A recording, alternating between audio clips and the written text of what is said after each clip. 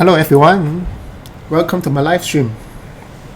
Yeah, so this is the second stream of this week, and today I'm going to do something slightly different. I'm going to share with you guys how I actually colorize a grayscale image, a grayscale painting. That many people has these problems of adding colors to a grayscale image. Most of the time you find that outcome will look a little weird, the colors look a little muddy, and it just doesn't look very appealing. So I will share with you how I do it, and I use this technique a lot. If you check out my gallery, the many paintings that were done in this way, such as my One Punch Man, my Peacock Queen, my Kenshin, and there are many more. I use that pretty common, so I hope that this will give you some interesting starting point to try to colorize your image in a more appealing way. So yeah, and of course, since I've done my chutney yesterday, it's natural for me to just use this as example to colorize the chutney, right?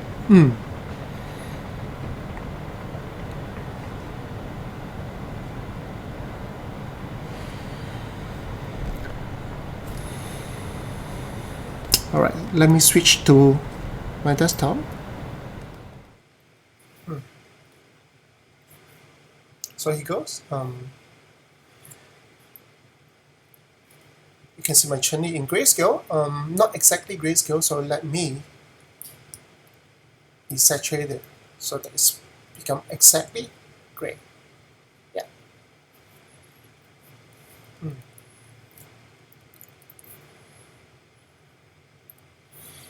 Yeah, when I share with my students, I do recommend them when you want to colorize your grayscale image, try not to do it after you finish 100% of your grayscale painting. Sometimes you will have a much better result when you start converting your black and white image in colors when you are almost like 50-60% done with the grayscale painting, and then you colorize it, and then on top of it you start painting colors. So in that sense, I find that the outcome is much more appealing and much more natural. So is there a benefit of painting in grayscale? Yeah, I believe so. Otherwise, most of the art master in the history won't start the art journey with charcoal or graphite or pencil. So I believe that black and white drawing does give you a better understanding of values, like the bright and the dark, how do they relate to each other to create the illusion of forms and shapes.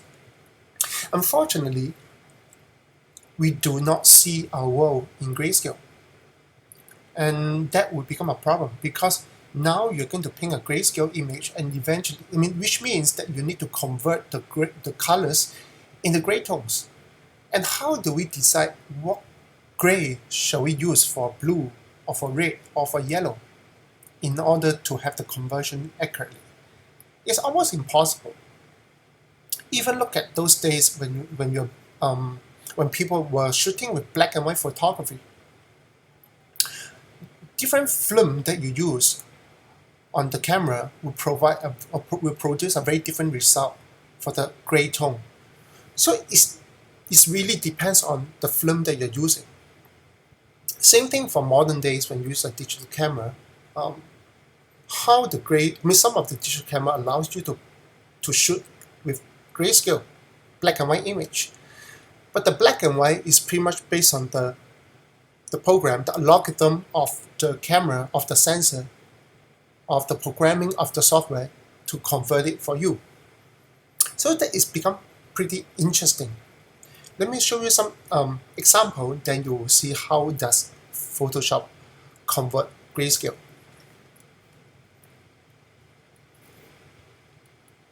Let me open up a new document and just show you some different colors.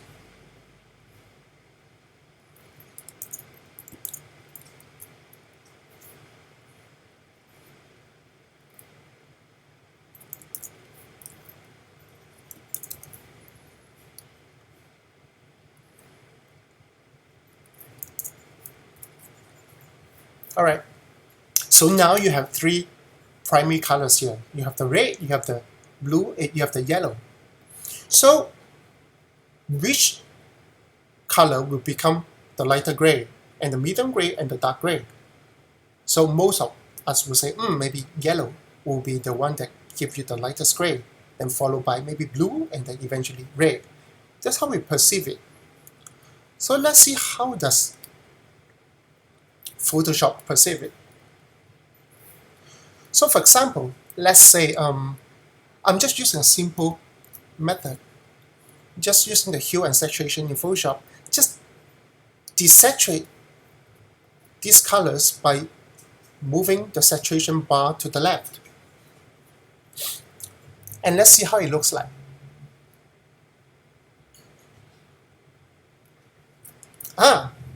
That is a result of using a hue and saturation tool to desaturate the colors.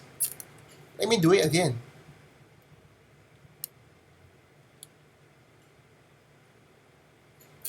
Yeah, so you see, it's strange, right? So the yellow has become this gray. The gray is almost as dark as the red, if not darker. So if you use a simple tool just to desaturate your colors, you end up having your gray looks something like that. Of course, there are many ways for you to actually do a conversion of grayscale. It doesn't have to be this way, but many students, when they desaturate the colors, they just go into, okay, let me just pop the hue and saturation tools up and then just desaturate it, and then you won't get a very interesting colors. In fact, it's quite strange. Yeah. So instead, if I use an option which called black and white, so you could image adjustments black and white, you end up having this dialog box. It's called the black and white dialog box, that by default it gives you this tone by using the default. You can try different filters. If I use a blue filter, it will give me this tone. A green filter will give me this. A red filter, this. And a yellow filter, same. So, which one is correct?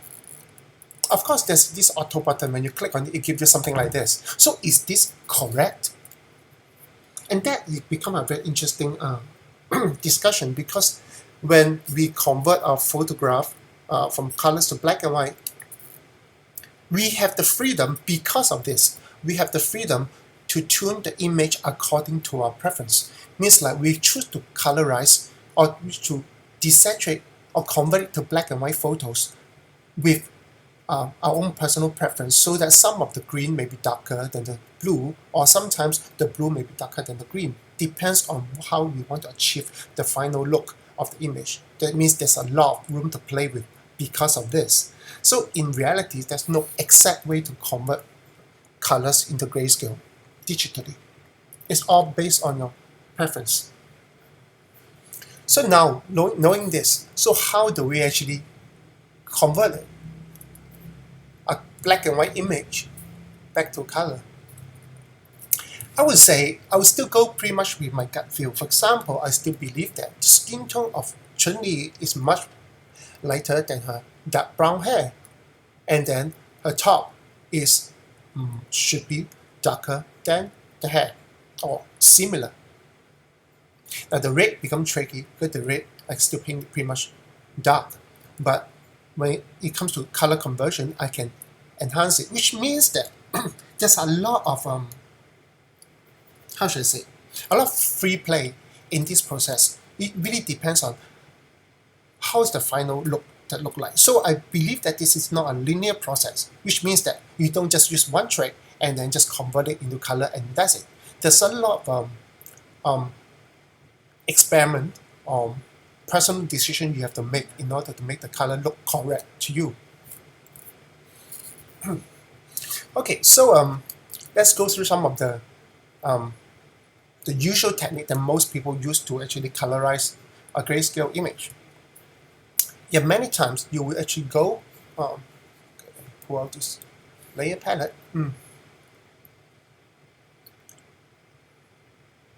Oh, actually you can see it here. Okay, so most of the time people will just choose to, for example, set a new layer and set into a color mode. So a new layer into color mode, and then you start painting colors on top of gray. Let's paint some skin tone.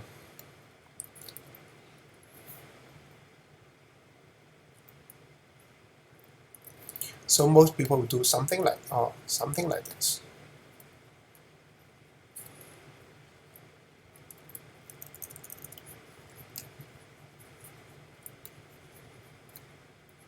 I'm just doing really rough. So most people will choose something like that. And if you do something like this, you may find the color looks a little weird, so most of you may choose to dumb down the opacity in order to make it look less strange. But for me, I prefer a different process because by doing this, the problem of a grayscale image is that there's no color information at all. So from black to white is pure gray. So when you do something like this, the final image will look muddy, will look dirty. It may not be something that I wanted. So what do I do? Yeah, I'll try to do this first. I'll first prep the grayscale image to give it some kind of colors in order to remove the gray from the grayscale. So let me duplicate the layer, and under image adjustment, use this function called the gradient map. So let me repeat. It's from image adjustment gradient map. So this will have an interesting pop-up window that you can see my image has changed its colors. So let me explain a little bit more about what exactly this gradient map do. Basically, gradient map is to map colors onto a gradient. Basically, grayscale gradient. It doesn't have the grayscale image, it can be color image, but they will convert into grayscale and then map colors onto different range of the gray, depends on the color that you assign to the gradient curve. So like for example, let's go back to black. For the black marker, and put white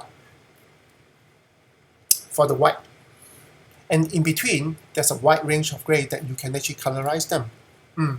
Usually when I do that, I'll actually put some kind of dark values, but cool tone onto 75% of the black. So just click. You add another arrow here, and then with that, you can pick another color. For example, I may put something like purplish, but not too bright, something purplish. And then I will put another marker on this side, around the 25 range. And now, I'll put something warmer, maybe a warm gray, something soft and warm. Yeah, with that.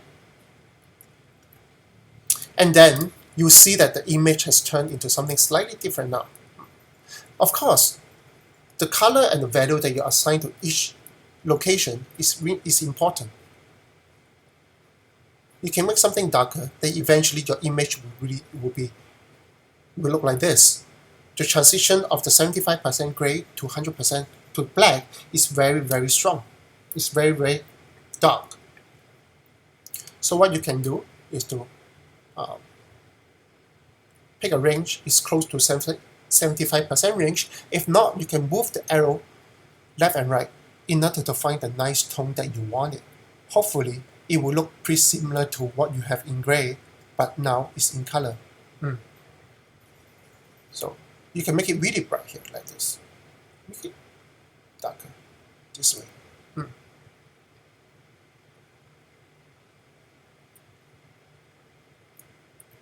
Yeah, once you like it, you can actually click a new button. And with the new button, you can add a new gradient preset onto this list. So next time you can use it again and again.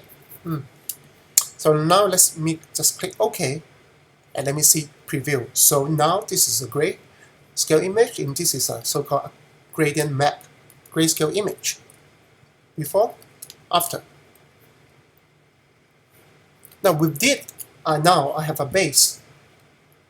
Of course, it's always good to back up your grayscale image by duplicating it so that you always have a gray at below, just for backup. And with that, now you have a so-called a gradient map grayscale, which you can, if you like this tone, you can proceed with that. If not, sometimes I will actually reduce the opacity so that it will blend some colors with the below grayscale image. But at this point of time, I think this looks pretty okay. So let me go with this.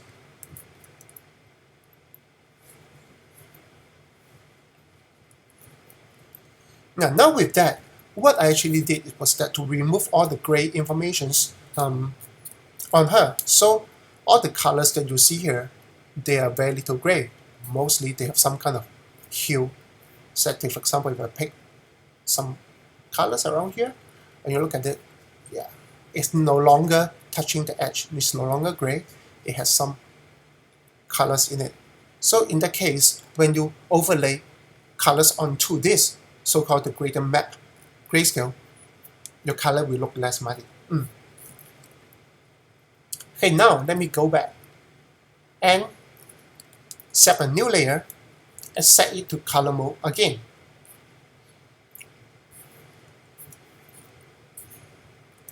And now let me pick the skin tone.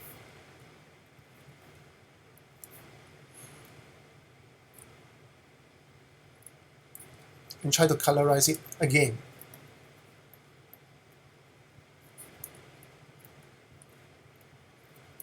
Okay, I'll do a very rough one.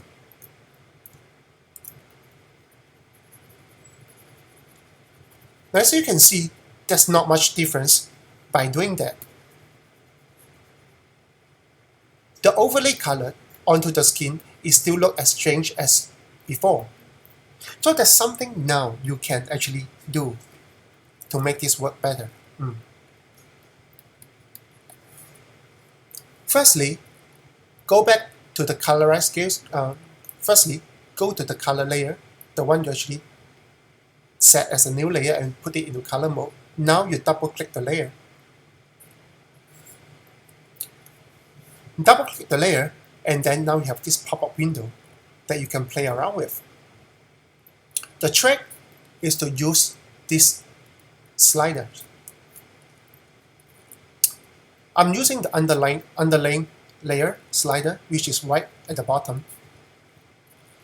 And now let me try to pull this cursor to the right, the black cursor to the right, and see what happened to this image.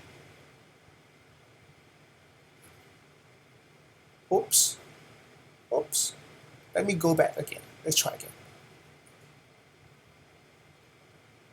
If I keep pushing it to the right, what it does is that this option is telling Photoshop not to blend any of this so-called orange, the skin tone color, onto this range. Means some 75% to black should not be blended. So you keep pushing it to the center. Anything that is darker than 50% of gray should not be blended with the skin tone. So this looks a bit strange, right? If you do this. So the cool thing is that you can actually make this transition more subtle, but not as abrupt as this. You do that by pressing the alternate key or the option key on Mac. This cursor will be divided into two halves. And now with this, when you drag this half, now, before and after, before and after, you find that what you are trying to tell Photoshop is that this value from 50% to 100%, let's blend it gently. So now, for the skin tone, the purple colors are showing through from the bottom layer, which is from this layer. Again, double click it. This range is not blended, it's gradually blended with the top layer, which means that the purple that you actually used to gradient map it is showing through the top layer. Now, when you do this, Once you do that, you can continue to colorize your image, and the image will look more natural.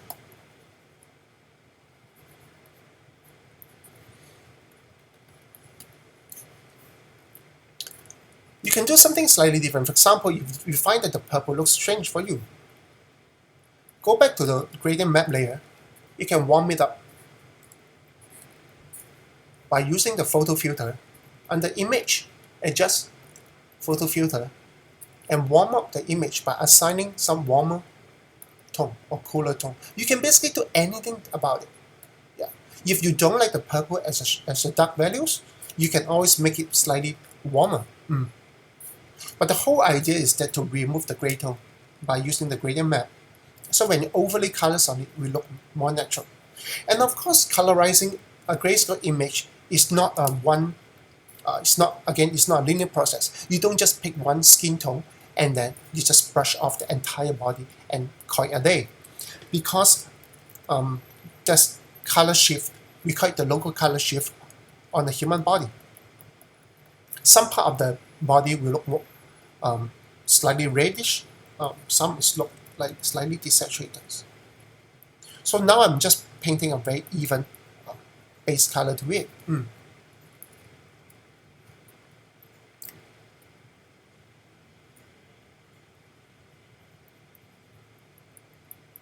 Yeah, just cover all grounds gently. Yeah, of course this doesn't look as good, so let me dumb down the opacity a little bit. Maybe make the skin tone slightly more pinkish. Yeah. Now with that, you can start applying, for example, makeup.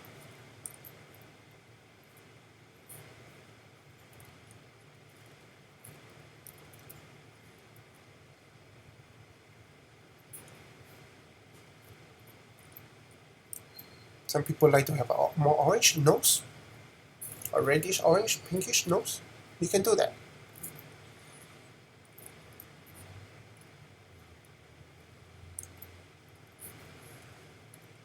Or give it a bit of a lipstick.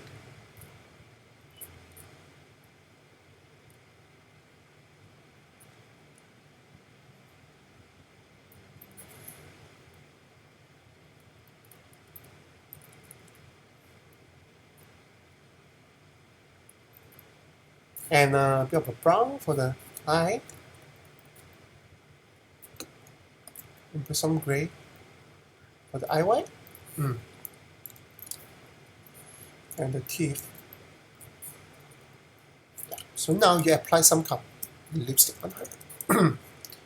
Let me add in a bit more colors. So this looks like a bit like makeup. It's really like applying cosmetics onto a face.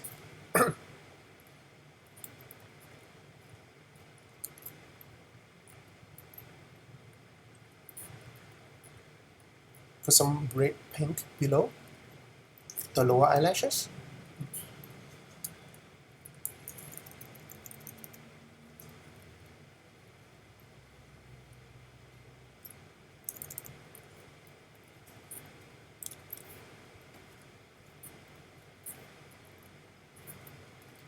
Yep, you can make it a bit warmer. For the filter, just warm it up a little bit.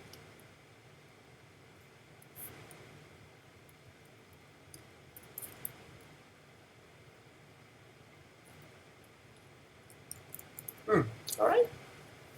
Be something like that. So basically, you apply to anything.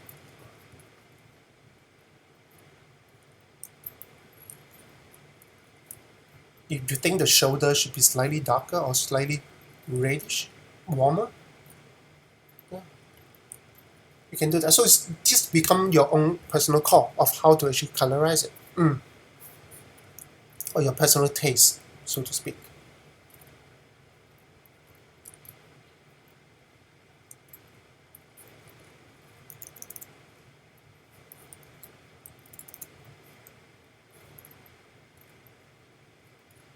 Let me do it quickly.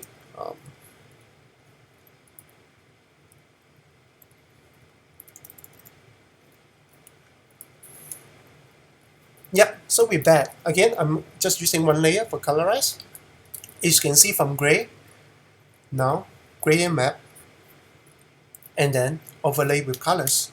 Let me continue a bit with the hair. Again, this is really, really rough.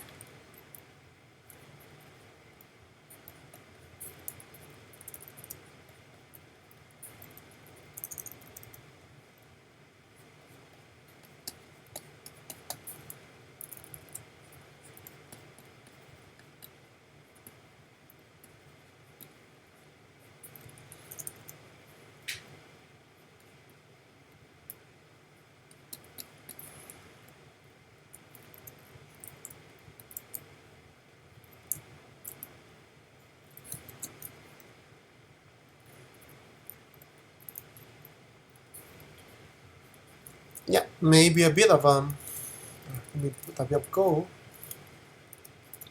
on some of the parts.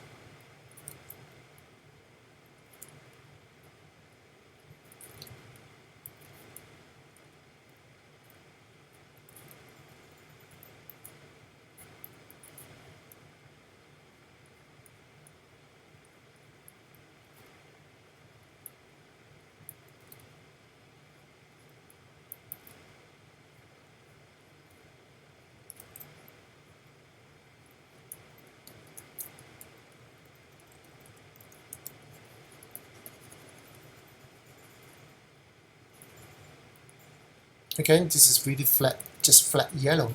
Of course, when it comes to gold, there are a lot more color shift with it. So I can paint some orange brown, a bit of the green, this side.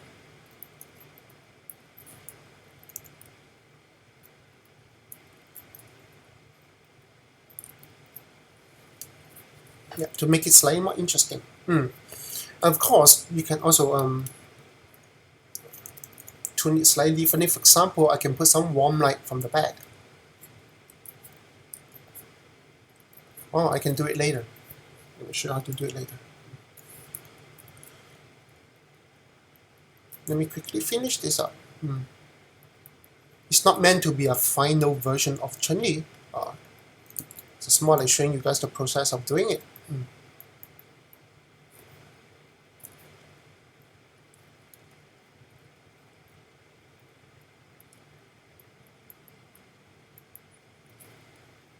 Just quickly put in some colors.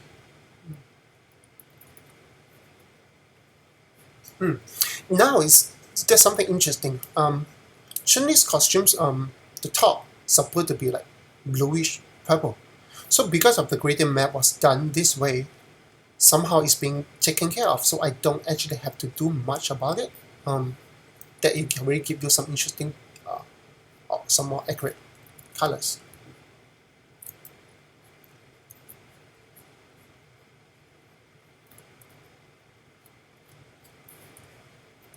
But I may want to push it just a little bit, applying some blue on the specular area.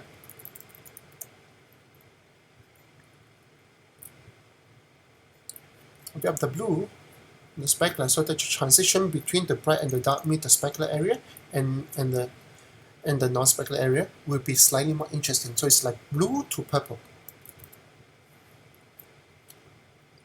Blue, purple.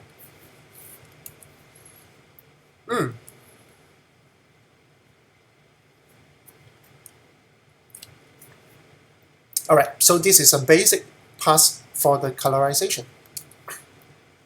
After this, there are many more things you can do to make this image interesting.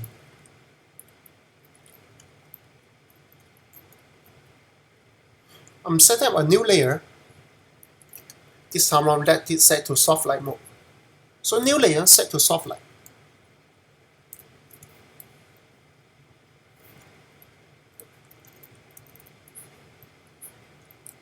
You can start bringing some warm tone.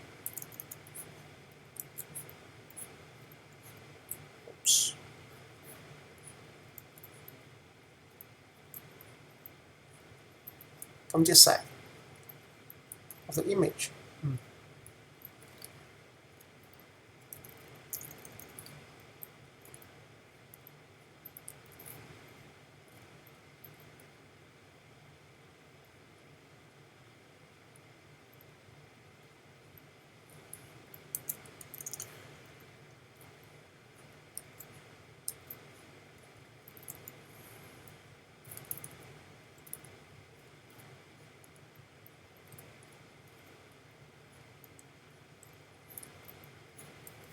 Yeah, or you can bring some cool tone on the other side.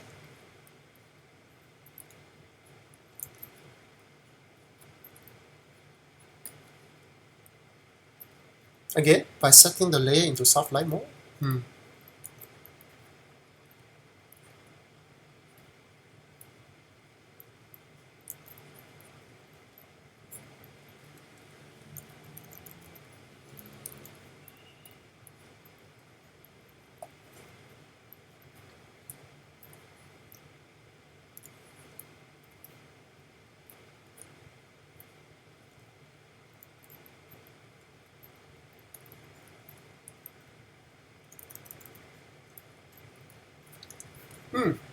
Okay, so now from a grayscale image, let me group them together.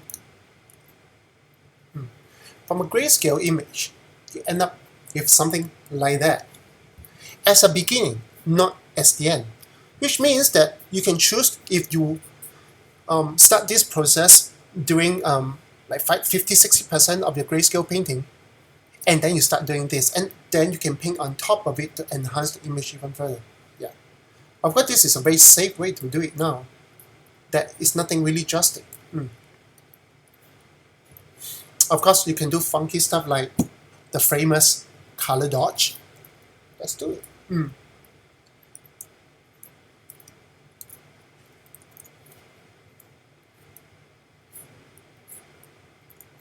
Oh, so color dodge, huh?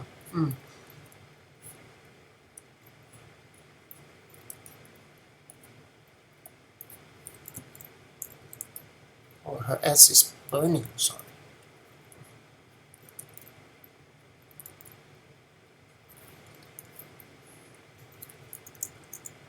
Oops. Some blue dodge here. It looks strange, but I'm just showing you the possibility. What you can do. So there's a lot of experiment to do. It's not a, again, it's not a linear process. You need to really try out and see what works for you best. It's not bad.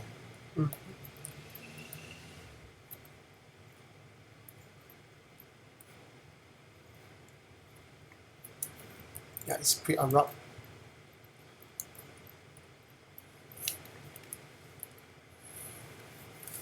Yep, so again, from a grayscale to this is not a bad starting point, right? So remember, when you colorize an image, when you put a color layer on top of it, do not just paint one flat color onto an area, for example, the skin. Try to vary the color a little bit according to, for example, the skin that's facing the top will usually get more tan than the skin that's underneath. So small things like that to make it interesting, and apply the makeup accordingly. And you don't need to actually apply the makeup with just color mode. You can apply the makeup in, for example, multiply if you want to make the blushes much darker. So set the multiply, and then layer on top to multiply. So now you can give a much darker shade.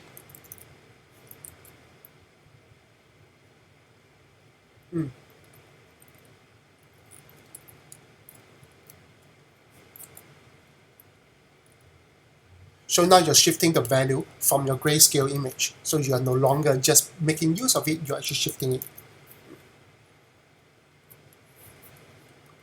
Yep. You can make the lips saturation pop a little bit more.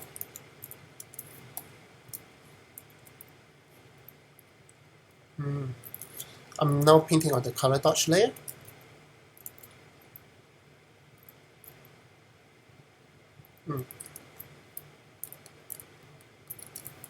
Yeah.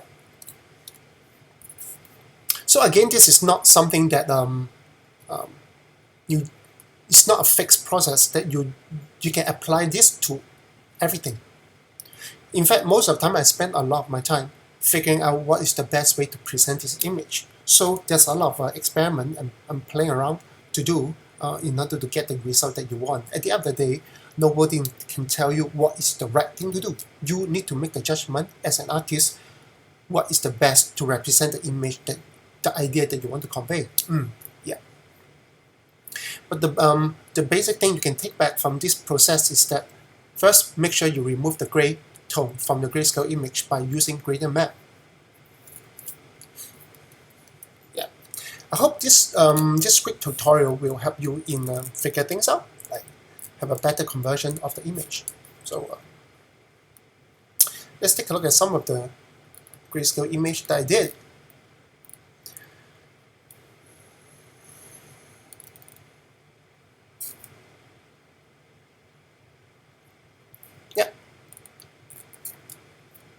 So One Punch Man was done, Saitama was done in this method. In fact, many of them. Yep, this is the same. Just that all these special effects were done after I colorized the image so that it doesn't look as dull. If you want to colorize this glow and stuff, it'll be really, really tough. And let's see. Yep. So my Mirana was done in this way as well. So first paint it in gray, and then colorize it, and then paint on top of it.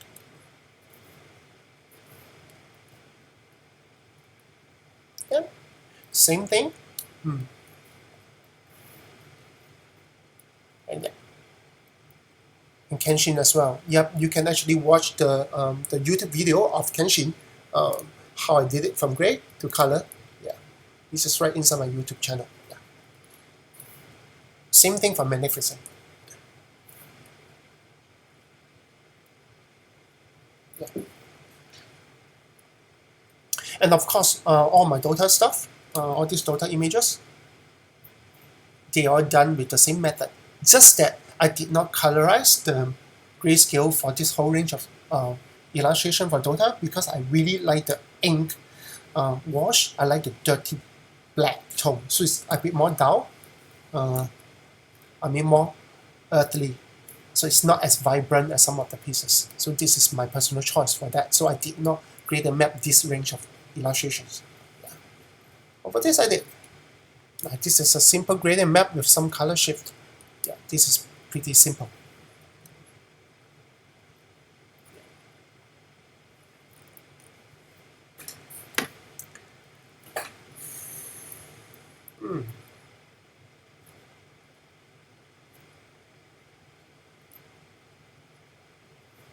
Let me brighten up the left.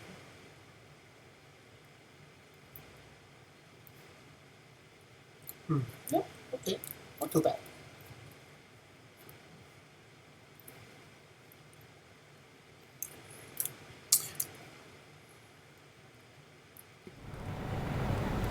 Alright, so that will be how I colorize a grayscale image.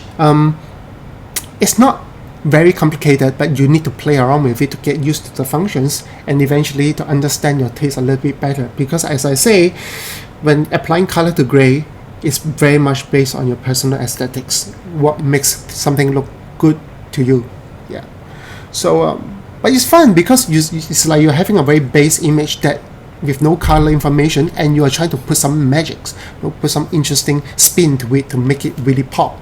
So that itself, I think, is quite interesting and it's worth investing your time on. All right. So before I wrap this up, this is supposed to be a short stream just to tell you how I do my things. So if you have any other question related to this, feel free to ask me, and I can try to answer you as much as possible.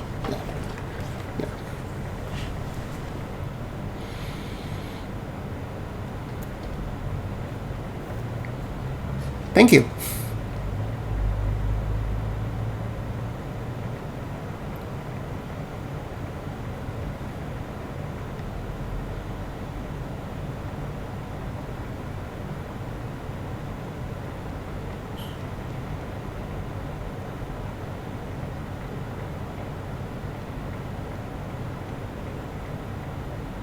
Do I ever draw in color directly? Oh yeah, of course, all the time. So I don't actually go with a grayscale. In fact, most of them I do not. It's just that when it comes to this particular brush I'm using, it's called the palette knife brush.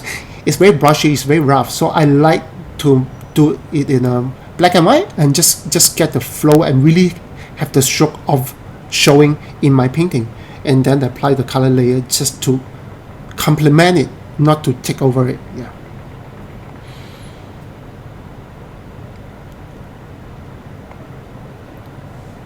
Okay, someone asked me, have I ever done anything for games? Like, have I created anything for games? I believe I do. I guess you are new to my artworks. Yeah, so do check out my artjump.com, my new website, so that you can see some of the commercial stuff that I did for my clients.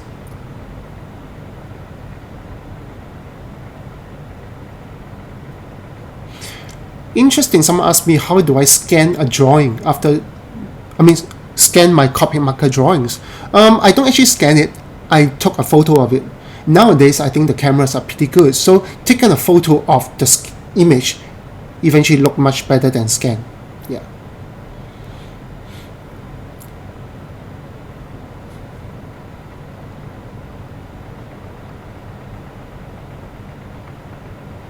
Yep, so basically what I'm going to do is that after this tutorial, I'm trying to do a few different ones, just to cover some of the groundworks. For example, some of you really interested to know Corel Painter and how to use Corel Painter, but it looks overwhelming to many of you. So I may do one live stream just to talk about Corel Painter and what kind of brushes I use in Corel Painter and why I choose Corel Painter to paint for the past 20 years.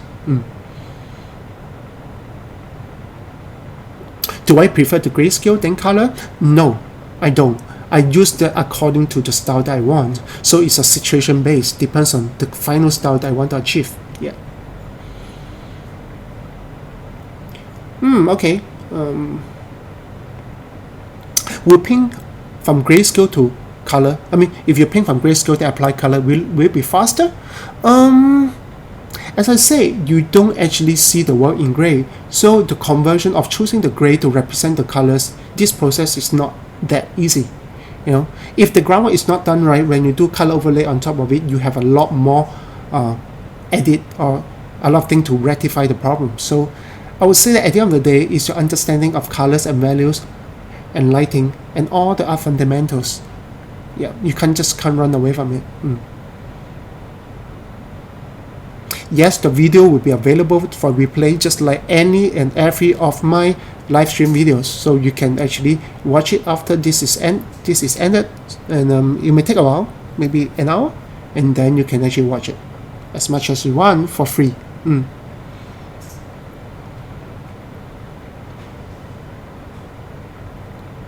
What's a cheap tablet to begin with? Well, you can try the Intuos range from Wacom. Not the Intuos Pro range, it's the Intuos range. The Intuos range is equal to the Bamboo range in the past, but now they rename it to Intuos. So basically it's a lower end tablet without the tilt function, I believe, so that you don't have a tilting function, which means that if you want to use a brush like palette knife, like what I do with this Chun-Li, you may not be able to use it because there's no tilting. Means like the angle of the brush won't change according to how you tilt the pen. But that's a good tablet to begin with if you have a budget in mind. Yeah. Or even the Intuos manga, the one that I did the box art with, the one with my box art on it. So yeah, you can try that one. Just a small tablet, but it's pretty cheap. I think it's about $100. Okay, someone want to ask me how do I combat art block. So if I encounter art block, what do I do? Interestingly, I don't encounter art block. That's something unusual for me. I usually encounter the lack of time to do my art, but not so much of having no idea what to draw. I think there's one thing I always tell my students is that you need to archive your idea on a daily basis, which means that you should conceptualize, think about something interesting to draw, and try to record it down either through a sketch or just write down in words. So that next time when you have a free time to draw something, you can always open this up and then look at the available ideas. If you're that kind of artist who choose to start drawing when you sit in front of the computer, when you start opening up your Photoshop, most likely you run out of idea, or you may not have any idea in your mind. So it's good to have a good habit to archive your ideas on a daily basis.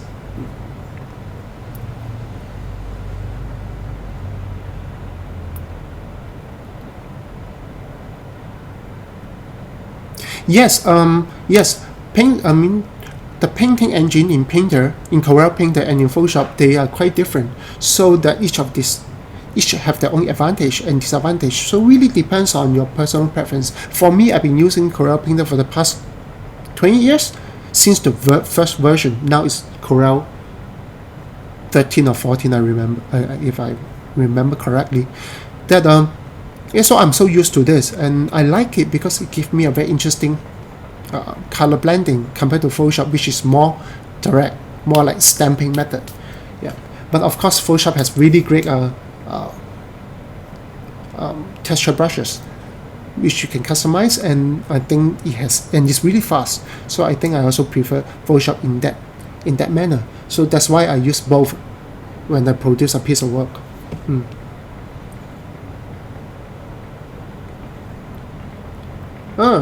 Okay. Someone said that concept art and illustration are very different fields. Is it possible to do both?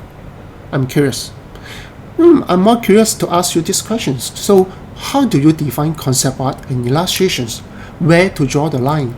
How do you consider a piece of art as concept art? And how to decide on a piece of art as illustrations? Think about it. Usually when I look at it, it's very simple. Concept art is basically a mean to an end. It helps to facilitate the production of the final projects.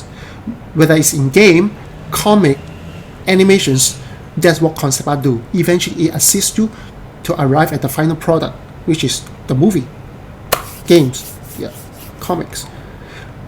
But when a piece of concept art is being taken out and used as it is as the final product, for example, as an art print, as a box art, as a comic cover, or as a movie poster, then the piece of concept art will become illustration. Of course, when it comes to concept art, there's a lot more design thinking involved. That's true. Doesn't mean that illustration does not require that. Yes, some illustration, like for example this journey, require much less thinking process compared to designing the costume. But can you imagine if I'm doing an illustration and I'm designing a Chun-Li costume, a new costume for Chun-Li? So now I'm doing concept design and I'm also doing illustration, right? So it really doesn't matter how you actually categorize them. At the end of the day, I believe that all of us artists will eventually, or should exercise our brain a little bit, conceptualize things a little bit. It doesn't have to be as epic idea as it is.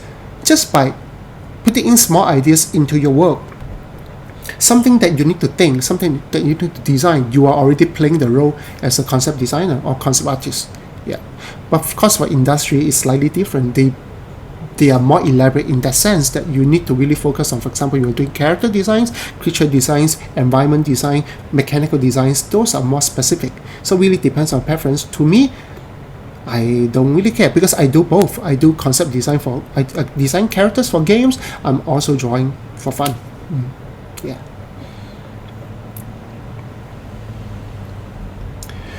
Alright, so last question before I end the stream. How do I ensure the face that I draw, the proportions are right at any angle? I can't ensure. I'll try my best to make it look right based on my understanding of anatomy, based on my practice of light drawing, based on how I look at things. So eventually it's just a matter of practice. As lame as cliche as it sounds, it's really, because at the end of the day, you need to convert what you see into your memory. Means like you're converting things that you understand. Means understanding will become part of your habits, and that require a lot of observations by looking at reality, study them, look at how it works in real life, and then eventually understand it and then store it into your mind. You see, many times people talk about characters. You talk about, oh, I can't draw a certain angle because there are a lot of foreshortening involved, Oh, if I do a arm this way, the whole arm is foreshortened, so it's very hard for me to do if I do something like this, or it's so hard for me to draw the arm because it's foreshortened. But the reality is, if you look, for example, a front view characters, just frontal view, like what I'm doing here, my nose is already foreshortened. My entire skull, my ears, they are foreshortened, isn't it? So which means that no matter how you look at a person, he's already foreshortened, right? But why is that? There's not much of a difficulty for you to draw a front view character. Most of you would not have problem draw someone frontal, right? Because you've seen enough and you remember it.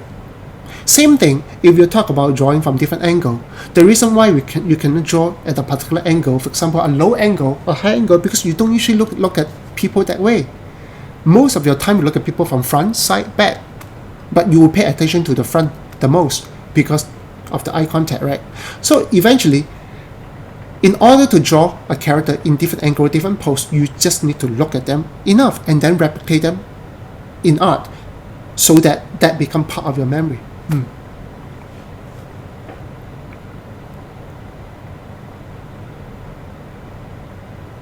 Okay, so that will be the end of my live stream. Really thank you for today for watching this. I hope this is useful to you, and I hope to do more art tips for you guys in the near future. So have a good day and have a good night, and yeah, have fun. See ya.